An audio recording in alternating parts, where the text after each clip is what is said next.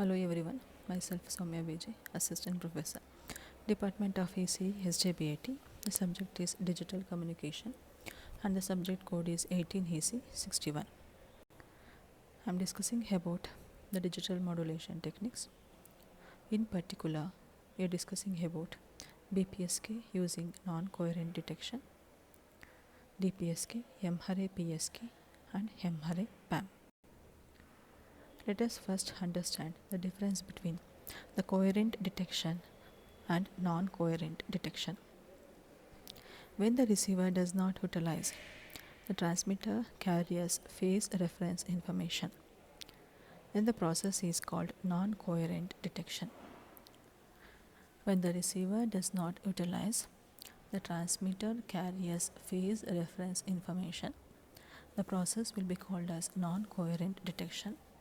Whereas, when the receiver exploits the knowledge of the transmitter carrier's phase to detect the signal, then the process is called as coherent detection. When the receiver exploits the knowledge of the transmitter carrier's phase to detect the signal, the process can be called as coherent detection. Usually, to get increased sensitivity and to get the performance in a better manner, we go for coherent detection scheme. To get increased sensitivity as well as performance, we go for coherent detection scheme. Now let us discuss about the binary frequency shift keying BFSK using non-coherent detection. This is the waveform of BFSK, binary frequency shift keying. The first is the data bits waveform. The data bits will be in the form of ones and zeros. This is the data bit 1 0 1 0 1 0 1. Now this 1 and 0 will be represented by means of two different frequencies, because we are using frequency shift keying here, and particularly we are using BFSK. In BFSK only two binary bits will be used, either 1 or 0. For 1 in BFSK we take frequency FC1, and for 0 we take another frequency FC2. Usually the frequency FC1, which is represented for the binary bit 1, will be a high frequency signal compared to the binary bit 0, which is a low frequency signal. Now in binary FSK, we will write the equation for the transmitted signal. This is given by SI of t is equal to square root of 2 AB by TB cos of 2 pi f by t. Here, since we are changing the frequency of the carrier in accordance with the data bits, f with the suffix high represents the variation in the frequency, the difference in the frequencies. Here the t again ranges from 0 to the symbol duration TB, and in the remaining range the value of SI of t will be 0. I repeat, in binary FSK the transmitted signal is given by SI of t is equal to square root of 2 AB by TB cos of 2 pi f by t, and it is 0 elsewhere. This is the block diagram for the BFSK signal generation. We are taking the binary data sequence. It is given to on-off level encoder, and from the on-off level encoder the output will be given to two blocks. In the first block, I am giving the output m of t to the multiplier, in which another input will be pi 1 of t will be equal to square root of 2 by TB cos of 2 pi f1 t. This is the representation of the first basis function pi 1 of t. And one more output of on-off level encoder, means the output of on-off level encoder will be given to inverter. From the inverter, the output will be m bar of t. It is not m of t, it is now m bar of t. That is the inverse of the message signal. It will be given to the multiplier, in which another input will be the second basis function, that is pi 2 of t is equal to square root of 2 pi dB cos of 2 pi f2t. Now, the addition of these two results in the binary FSK signal S of t. It means S of t is the summation of m of t into square root of 2 by tb cos of 2 pi f1t plus m bar of t into square root of 2 by tb cos of 2 pi f2t. From this block diagram, we can notice that in BFSK, since we need to represent binary 1 and binary 0, we need two frequencies f1 and f2. It means two carrier frequencies fc1 and fc2. So, two basis functions will be needed in order to generate my binary FSK signal. Those basis functions will be pi 1 of t and pi 2 of t. Pi 1 of t can be represented as square root of 2 by tb cos of 2 pi f1t, and pi 2 of t can be represented as square root of 2 by tb cos of 2 pi f2t. Initially, the binary data sequence, it will be first encoded by means of on-off level encoder. It means by means of on-off level encoder, it will be encoded, and that output which we represent as m of t, it will be given to the two basis functions. The output m of t will be given to the multiplier, in which another input will be the first basis function, and the inverted output of the encoder, which is m bar of t, will be given to another multiplier, in which we take second basis function pi 2 of t as input. These two outputs from the multipliers will be added together to get the binary FSK signal S of t. Okay, this is now about the generation of the BFSK signal. Now, let us discuss about the regeneration part. This is the block diagram pertaining to the regeneration of the BFSK. The signal x of t, as we know, from the BFSK, the output that we got, we represented as S of t. It will be sent through the channel, and from the channel, since error gets added with S of t, the output that we are getting through the channel, we take it as x of t, which is the addition of S of t with the error. So, in the regeneration diagram, I should take x of t as the input, I should not take S of t. So, in this block diagram, we have taken x of t as the input. Now, this input x of t will be given to two separate blocks. This is my upper block region and this is my lower block region. Why I need to take two blocks here is, we know that in FSK, BFSK, we have got two basis functions. One is cos of 2 pi f1t, another one is cos of 2 pi f2t. So, this input x of t has to be given to two separate blocks. This is, we call it as upper block, this I call it as a lower block. This input x of t in the upper block, it will be first given to the filter, which is matched to the first basis function cos of 2 pi f1t in the interval t greater than or equal to 0, less than or equal to tb. Similarly, this x of t in the lower block is also given to the filter, which is matched to now second basis function, that is cos of 2 pi f2t. The filter matched to cos of 2 pi f2t, again in the interval t greater than or equal to 0, less than or equal to tb. Now, the output of these filters in the upper block as well as in the lower block, they will be given to the envelope detector. Later on, at that value has to be taken with respect to the each symbol duration. So, we need to sample that value at time t equal to tb both in the upper block region as well as in the lower block region. Finally,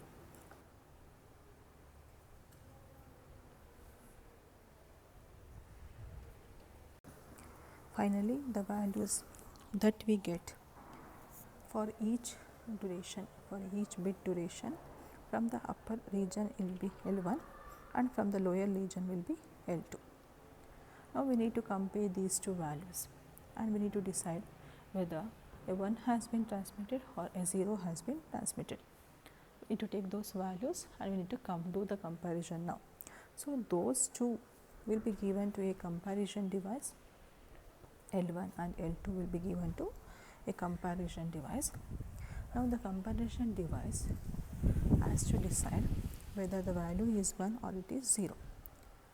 If the value L1 is greater than L2, it will decide that the value is 1, the binary value is 1. Similarly, if L1 is less than L2, L1 is less than L2, it will choose the binary value 0. I repeat, if L1 is greater than L2, it will choose the binary value 1. If L1 is less than L2, it will choose the binary value 0. So this is how the values of the data sequence in the form of ones and zeros, it will get regenerated by means of this regeneration block diagram. We are giving the input to this regeneration block diagram x of t. This x of t will be given to both upper blocks and the lower blocks. In the upper block, first it will be given to the filter which is matched to cos of 2 pi f1 f1 t. In the lower block, it will be given to the filter which is matched to cos of 2 pi f2 t. And the output of this filter is given to the envelope detector. Finally, it will be sampled at t is equal to tb to get the value for each bit duration, and the values from both the upper and lower region will be given to the comparison device, and the values will be compared, and in particular we will decide whether 1 is being transmitted or 0 is being transmitted. This is how the regeneration of the BFSK happens. Now, the non-coherent binary FSK, it is a special case of non-coherent orthogonal modulation. The non-coherent binary FSK is a special case of non-coherent orthogonal modulation with capital T is equal to TB as well E is equal to EB. Here EB is the signal energy per bit. Hence, the bit error rate for non-coherent binary FSK, probability of error will be equal to 1 by 2 exponential of minus EB by 2n0.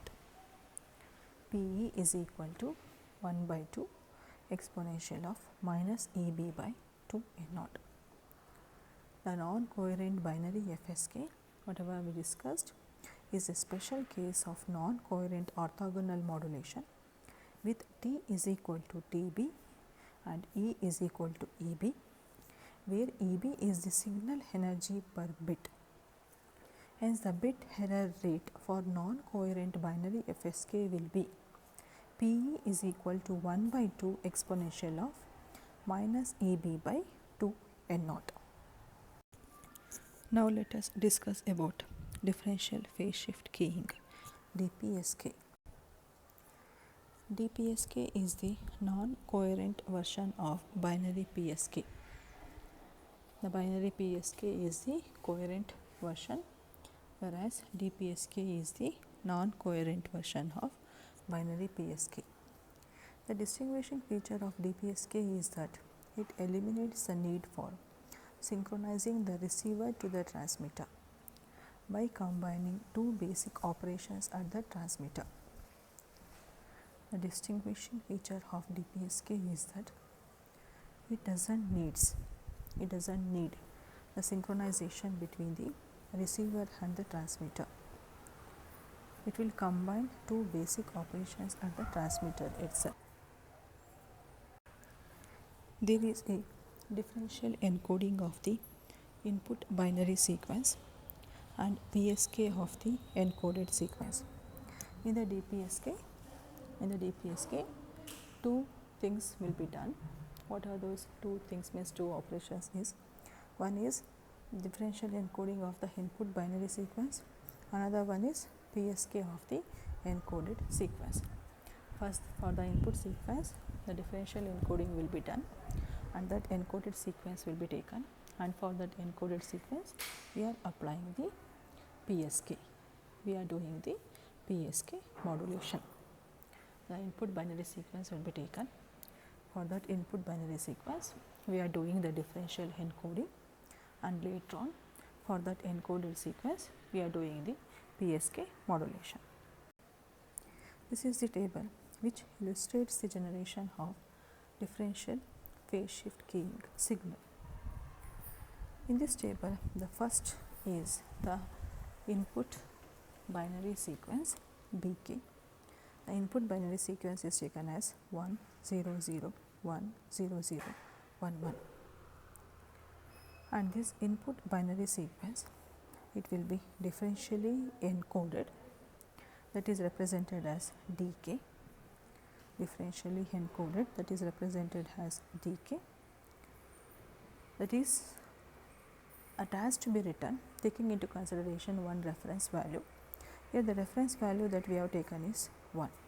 The reference value that is been considered is 1. In this differentially encoded sequence DK, as we taken reference value as binary value as 1.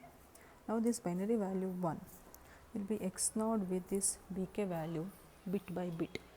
It will be XNORed with this DK value bit by bit, and we will write the next values of this DK. We will write the next bits of this DK. The reference value in DK sequence 1, which is can be considered as the first bit, it will be XNORed with BK. 1 XNORed with 1 will be 1. Next again this 1 of DK, which is the second bit of DK, will be XNORed with this second bit of BK to get the XNOR output as 0. Again 0 XNORed with this third bit of BK results in the fourth bit XNOR output. 0 XNORed with 0 will be 1. This becomes the fourth bit of DK. This fourth bit of DK XNORed with the fourth bit of BK results in 1. Next, this fifth bit of DK XNORed with this fifth bit of BK results in 0. Next, this sixth bit of DK XNORed with this sixth bit of BK results in 1. Next, seventh bit of DK XNORed with seventh bit of BK results in 1. Next, 8th bit of DK XNORed with 8th bit of BK results in 1. Like this, we will get the DK sequence by doing the XNOR operation of DK with each bit of BK. Now we are supposed to get the sequence of DK in a shifted pattern. We are taking DK minus 1 from this DK. It means this has been shifted by one position to the right. So this is 1, this is 1, 0, 1, 1, 0, 1, 1. Now, based on this, we are supposed to write the transmitted phase in terms of radians for this differential phase shift keying signal. Means we have get a differentially encoded signal now. We are applying the PSK to this differentially encoded sequence. We have got the differentially encoded sequence. We are applying the phase shift to this differentially encoded sequence. We are applying the phase shift to this differentially encoded sequence. For 1, no phase shift, so 0 radians. For 1, no phase shift, 0 radians. 0 phase shift pi radians. 1, no phase shift, 0 radians. 1, no phase shift 0 radians, 0 phase shift pi radians, 1 no phase shift 0 radians, 1 no phase shift 0 radians, 1 no phase shift 0 radians. Like this, differentially encoded sequence will be taken and the phase shift modulation, phase shift keying modulation will be applied to this differentially encoded sequence. Why am I supposed to take this shifted sequence dk minus 1 is to apply this logic in the form of a block diagram for this generation of DPSK signal. I want the values of dk, and each values of dk are to be x0 with bk. That is why we take this shifted sequence dk minus 1. Now let us discuss about the waveform of this DPSK. We have understood how to generate the DPSK signal.